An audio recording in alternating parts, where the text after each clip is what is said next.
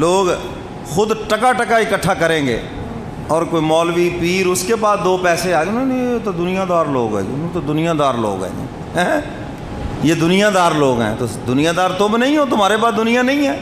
عجیب بات ہے یار، پیسے کا نام دنیا نہیں ہے، یاد رکھنا۔ جب حلال و حرام کی تمیز ختم ہو جائے پھر یہ دنیا ہے۔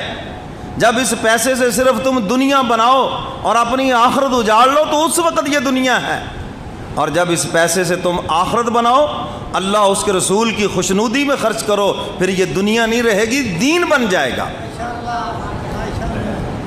مسجد نبوی میں مال و دولت کا ڈھیر لگا ہوا، سیدنا فاروق اعظم رضی اللہ تعالیٰ عنہ کا دور خلافت ہے، تو آپ نے ساتھیوں سے فرمایا آؤ بھی دعا کرتے ہیں۔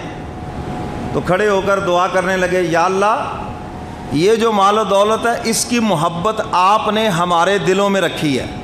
کس نے رکھی ہے بھائی؟ دعا کر رہے ہیں، مولا اس مال و دولت سے ہمیں اپنی آخرت بنانے کی توفیق عطا فرما، مولا ہمیں اپنی آخرت بگاڑنے کی کبھی بھی توفیق نہ دینا۔